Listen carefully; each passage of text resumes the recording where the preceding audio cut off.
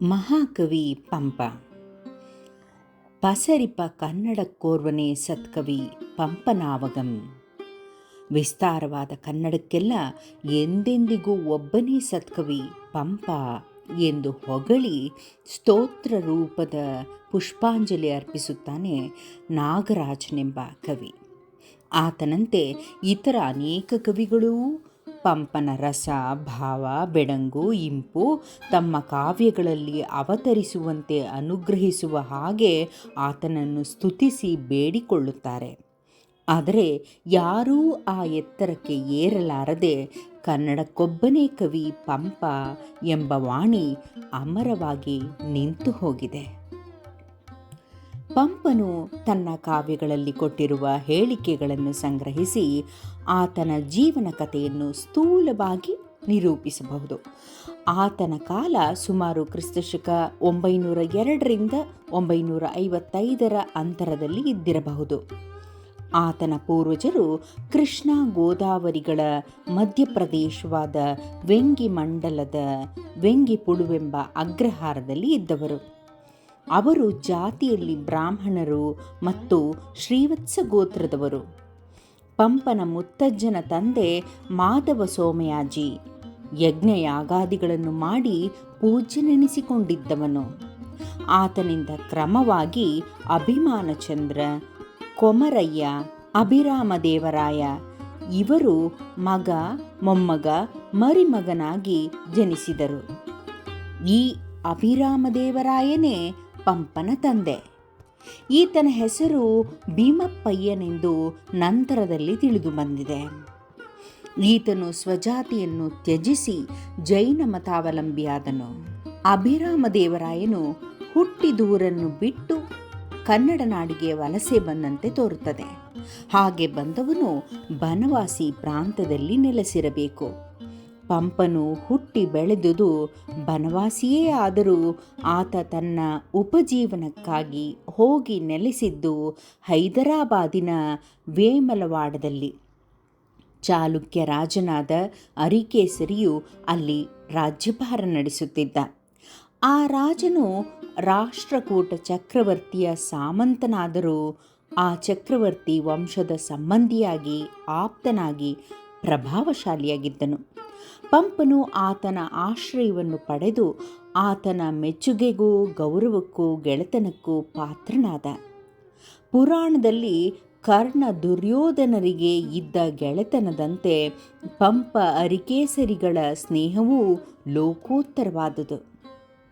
ರಾಜನು ಗುಣಾರ್ಣವನೆಂಬ ಬಿರುದನ್ನು ತಳೆದಿದ್ದರೆ ಕವಿಯು ಕವಿತಾ ಗುಣಾರ್ಣವನಾಗಿ ಆತನ ಗೆಳೆತನವನ್ನು ಅನುಭವಿಸಿದ. ರಾಜನ ಮೆಚ್ಚಿನ ಕವಿಯಾಗಿದ್ದು, ಸೇನಾಪತಿಯಾಗಿದ್ದು, ಮಂತ್ರಿಯಾಗಿದ್ದು, ಮಿತ್ರನೂ ಆಗಿದ್ದು, ಐಶ್ವರ್ಯ, ಕೀರ್ತಿ, ಪ್ರತಿಷ್ಠೆಗಳನ್ನು ಪಡೆದು ತುಂಬು ಜೀವನವನ್ನು ನಡೆಸಿದ. ಪಂಪನು ಗದ್ಯ ಮತ್ತು ಪದ್ಯ ಸೇರಿದ ಚಂಪು ಶೈಲಿಯಲ್ಲಿ 2 ಮಹಾಕಾವ್ಯಗಳನ್ನು ರಚಿಸಿದ್ದಾನೆ. ಲೌಕಿಕ ಕೃತಿಯಾದ ಸಮಸ್ತ ಭಾರತ ಅಥವಾ ವಿಕ್ರಮಾರ್ಜುನ ವಿಜಯವನ್ನು ಮತ್ತು ಎರಡನೆಯದಾಗಿ ಜೈನ ಧಾರ್ಮಿಕ ಕೃತಿಯಾದ ಆದಿಪುರಾಣವನ್ನು ರಚಿಸಿದ್ದಾನೆ. ಆದಿಪುರಾಣವು ಆದಿತೀರ್ಥಂಕರನಾದ ವೃಷಭನಾಥನ ಜೀವನ ಕಥೆ. ಇದರಲ್ಲಿ ಆತನ ಭವಾವಳಿಯೆಲ್ಲವೂ ವರ್ಣಿತವಾಗಿದೆ. ಮುಕ್ತಿಯಾತ್ರೆಗೆಂದು ಹೊರಟ ಚೇತನವೊಂದು ಜನ್ಮಾಂತರಗಳ ಅನುಭವಗಳಿಂದ ಸಂಸ್ಕಾರಗೊಂಡು ಕ್ರಮವಾಗಿ ಮೇಲಕ್ಕೇರುತ್ತಾ ಹೇಗೆ ತನ್ನ ಗುರಿಯನ್ನು ಮುಟ್ಟಿತೆಂಬುದು ಆದಿಪುರಾಣದಲ್ಲಿ ಮನೋಹರವಾಗಿ ನಿರೂಪಿತವಾಗಿದೆ. ಜೈನ ಧರ್ಮದ ನಿರೂಪಣೆಗಾಗಿಯೇ ಹೊರಟಿರುವ ಈ ಪುರಾಣ ಕಾವ್ಯದಲ್ಲಿ ಮತ ಪ್ರಕ್ರಿಯೆ, ಧರ್ಮ ವಿವರಣೆ, ನೀತಿ ನಿರೂಪಣೆ ಅನಿವಾರ್ಯವಾಗಿದೆ. ಸಮಸ್ತ ಭಾರತ ಪಂಪನ ಇನ್ನೊಂದು ಮೇರುಕೃತಿ. ಕವಿಯ ಪೋಷಕನಾದ ಅರಿಕೇಸರಿ ವ್ಯಾಸ ಭಾರತವನ್ನು ಕನ್ನಡದಲ್ಲಿ ಬರೆಸಬೇಕೆಂದು ಬಯಸಿ ಬರೆಯಿಸಿದ ಕೃತಿ ಇದು. ಪಂಪನಿಗೆ ತನ್ನ ಸ್ವಾಮಿಯಾದ ಅರಿಕೇಸರಿ ತನ್ನ ಸದ್ಗುಣಗಳಿಂದ ಪ್ರಾಚೀನ ರಾಜನನ್ನು ಮೀರಿಸಿದವನಾಗಿ ಕಾಣಿಸಿದ ಕಾರಣಕ್ಕೆ ಅವನನ್ನು ಭಾರತದ ಅರ್ಜುನನಿಗೆ ಹೋಲಿಸಿ ಬರೆದ. ಅರಿಕೇಸರಿಯೇ ಅರ್ಜುನ, ಅರ್ಜುನನೇ ಅರಿಕೇಸರಿ ಎಂಬ ಅಭೇದ ಭಾವದಿಂದ ಬರೆದ ಈ ಕೃತಿಗೆ ಅರ್ಜುನ ಅರ್ಥಾತ್ ಅರಿಕೇಸರಿಯೇ ಕಾವ್ಯನಾಯಕ. ಆದ್ದರಿಂದಲೇ ಈ ಮಹಾಕಾವ್ಯವನ್ನು ವಿಕ್ರಮಾರ್ಜುನ ವಿಜಯವೆಂದು ಹೆಸರಿಸಿದ. ಇದರ ಫಲವಾಗಿ ಗ್ರಂಥದ ಉದ್ದಕ್ಕೂ ಅರಿಕೇಸರಿಯ ಬಿರುದು ಬಾವಲಿಗಳು ಅರ್ಜುನನದಾಗಿವೆ. ಅಂತೆಯೇ ಅರ್ಜುನನವು ಅರಿಕೇಸರಿಯದಾಗಿವೆ. ಪಂಪ ಭಾರತದಲ್ಲಿ ಅರ್ಜುನನು ನಾಯಕನಾದರೆ ಕರ್ಣನು ಪ್ರತಿನಾಯಕ. ಆದರೆ ಪ್ರತಿನಾಯಕನಾದ ಕರ್ಣನಿಗೆ ಪಂಪ ಬಹಳ ಅದ್ವಿತೀಯವಾದ ಸ್ಥಾನಮಾನಗಳನ್ನು ಕಲ್ಪಿಸಿದ್ದಾನೆ.